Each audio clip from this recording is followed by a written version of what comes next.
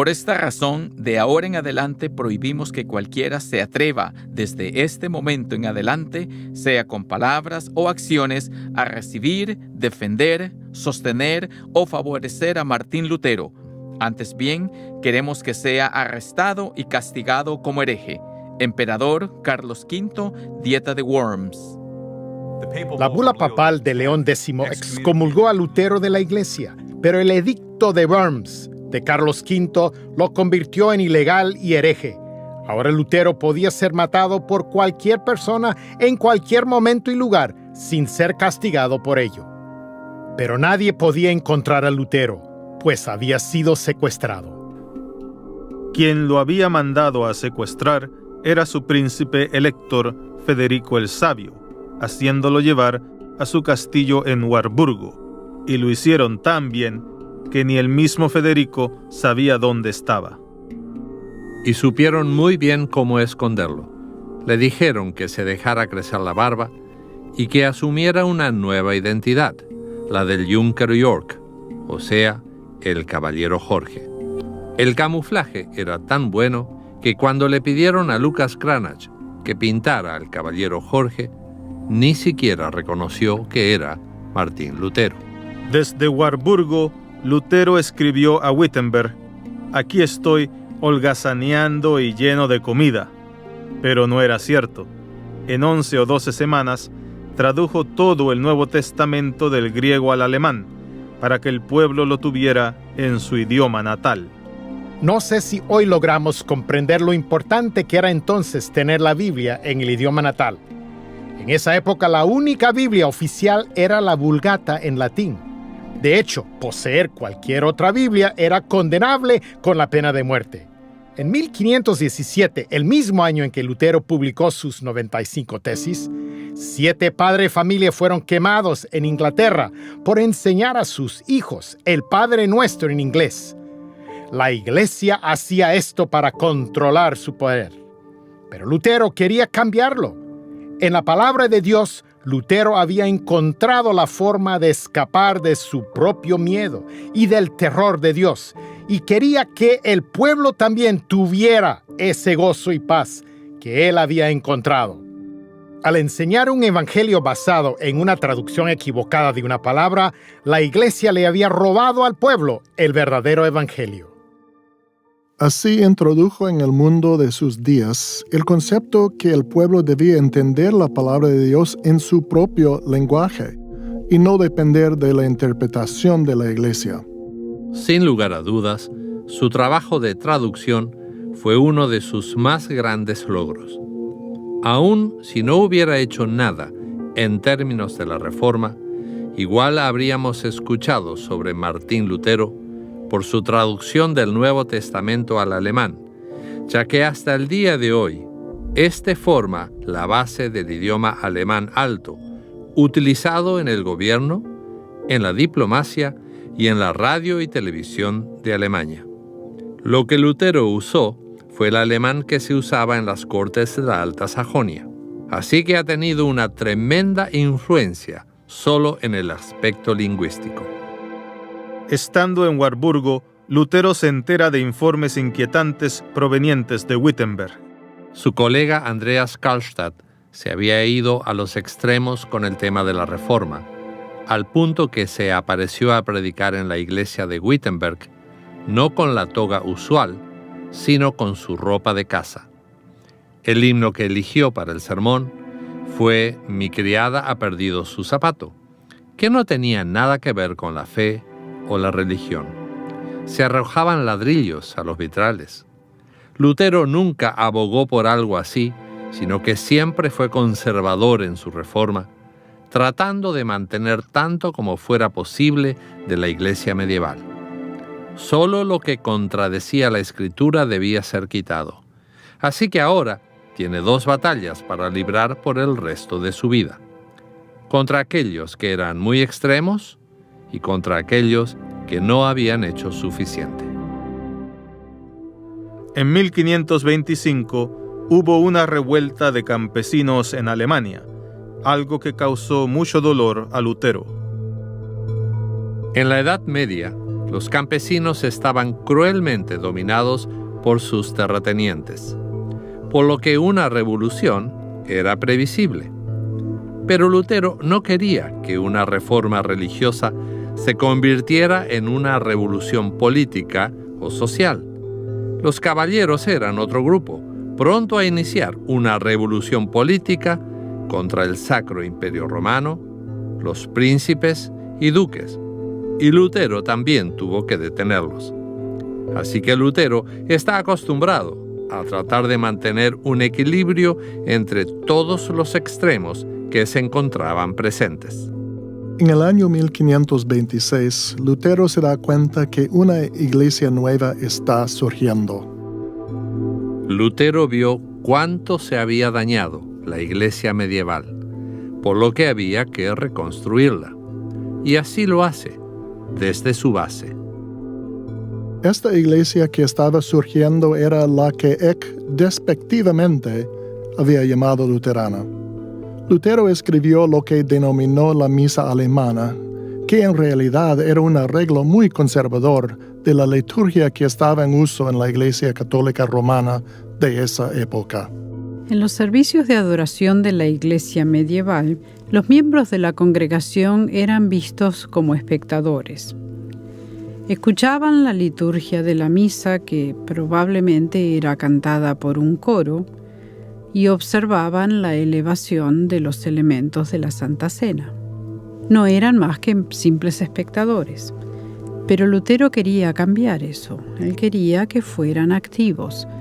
Para ello participaban en el canto de la liturgia y también en el canto de los himnos. El escuchar el sermón era visto como algo activo, ya que la palabra de Dios es activa en la vida de las personas. El cambio en el servicio de adoración fue realmente tremendo. Los laicos recibirían ambos elementos en el sacramento, el pan y el vino, algo que no era costumbre en la iglesia de Roma. Entonces Lutero dice: no tenemos himnos, así que mejor me pongo a escribir algunos. Y así lo hizo, componiendo himnos famosos como Del alto cielo vengo yo, un himno de Navidad, y por supuesto el gran himno de la Reforma, Castillo fuerte es nuestro Dios.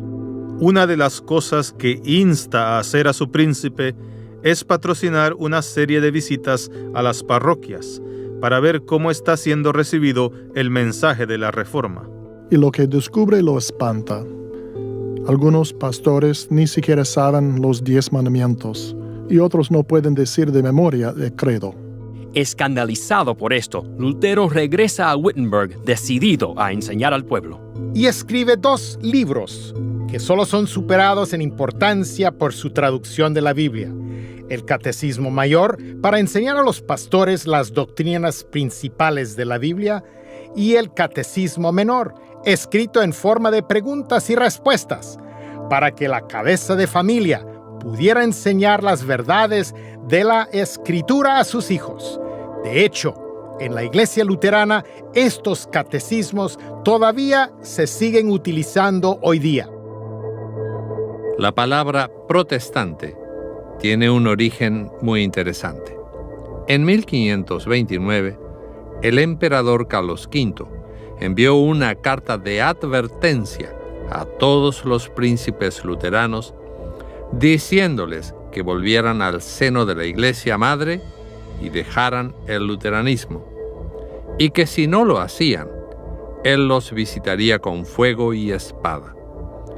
Los príncipes luteranos se reunieron en Speyer, un poco más lejos de Worms, y comenzaron así una declaración firmada con Juan el Inalterable, que decía: protestamos delante de Dios, nuestro Creador, Redentor y Salvador, y ante quien un día será nuestro juez, y también delante de nuestros súbditos, etcétera, etcétera. En otras palabras, decían: no vamos a abandonar nuestra fe verdadera basada en la Escritura. De esa primera afirmación, protestamos delante de Dios, surgió el nombre de protestantes. Así es que mientras la reforma va tomando forma y adquiriendo importancia, inevitablemente la enseñanza no es uniforme y comienzan a verse diferentes tipos de énfasis en diferentes lugares. Los príncipes, que están tratando de mantener la unidad en medio de esa reforma cada vez más grande, se dan cuenta que les sería muy ventajoso desde un punto de vista político si todos pudieran ponerse de acuerdo en la doctrina y hacer un frente unido contra Roma.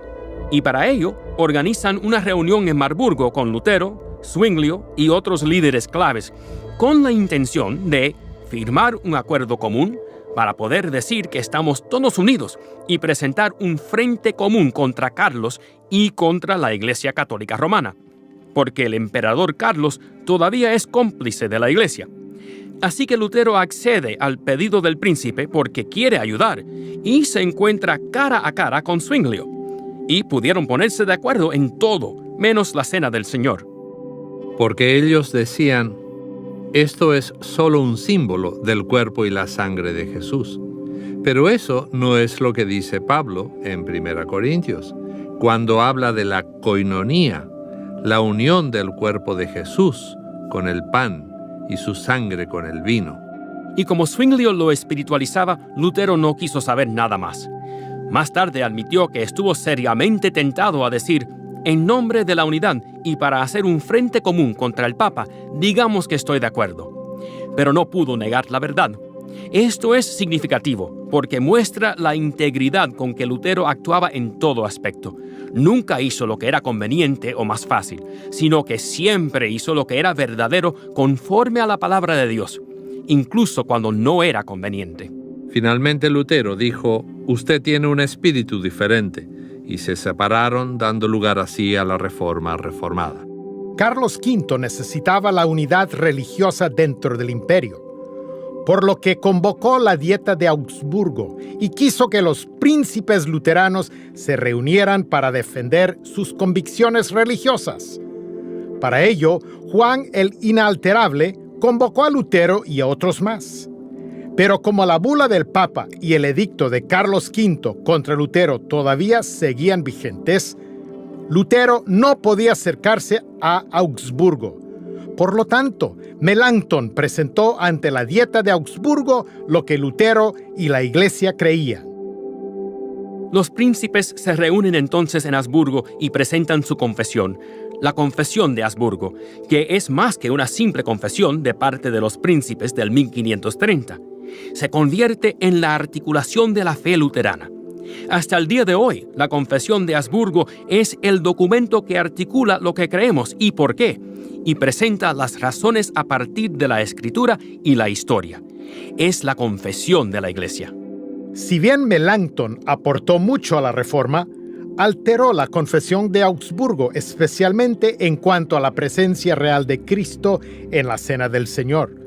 Muchas iglesias luteranas actuales tienen grabadas las letras C-A-I en sus piedras angulares, significando que son de la Confesión de Augsburgo inalterada.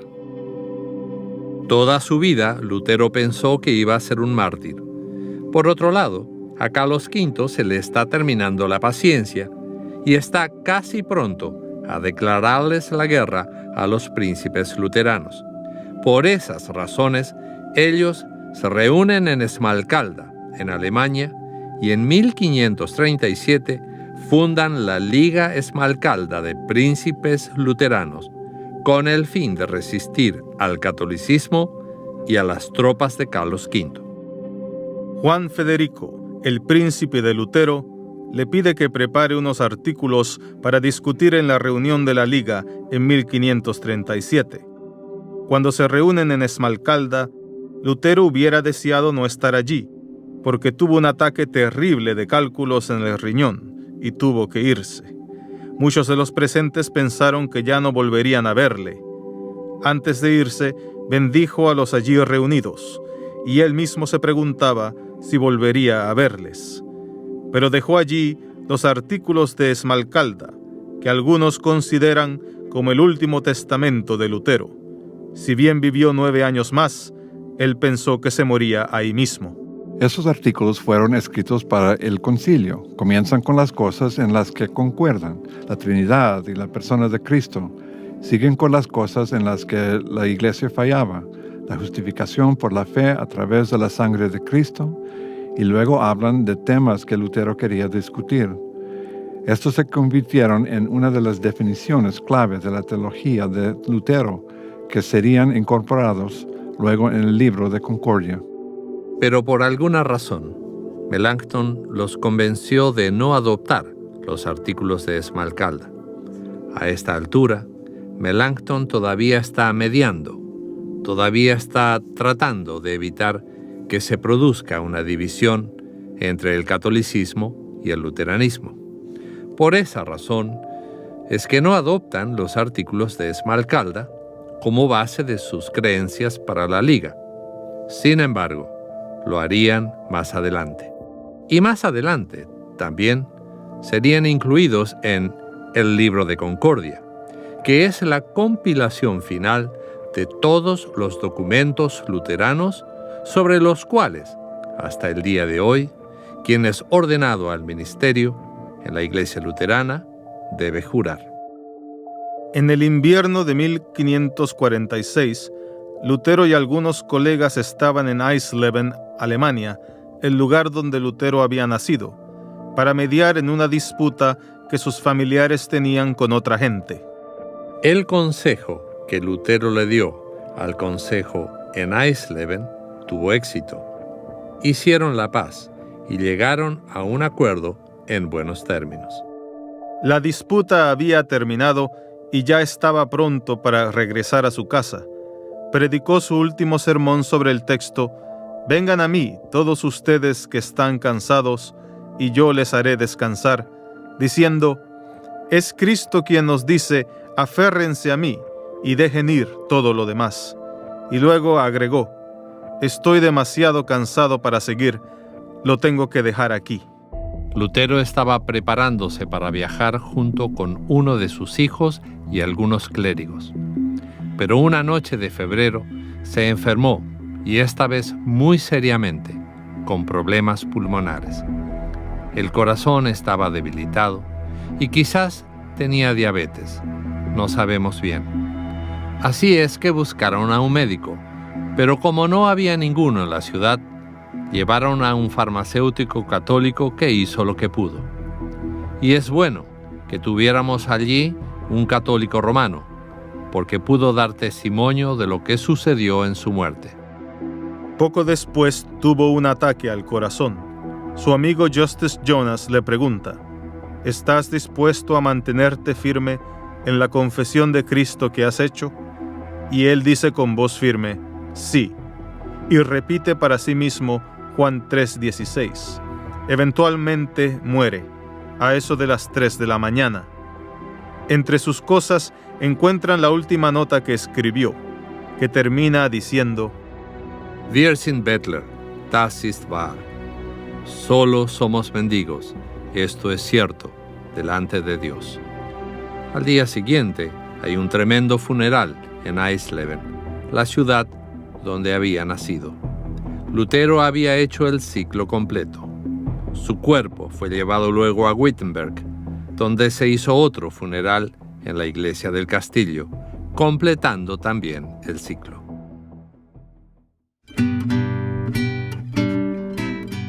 Martín Lutero es importante porque redescubrió el Evangelio, o sea que Dios, en Cristo, reconcilia al mundo consigo.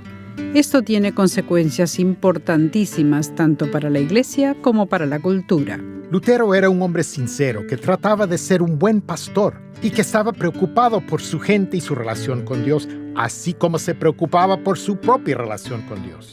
Y lo que descubrió fue la libertad que viene solo por gracia a través de la fe en Jesús. Y eso era algo por lo cual valía la pena luchar. Si no entendemos el significado de la reforma de Lutero, no entendemos por qué somos luteranos y por qué debemos seguir siendo luteranos.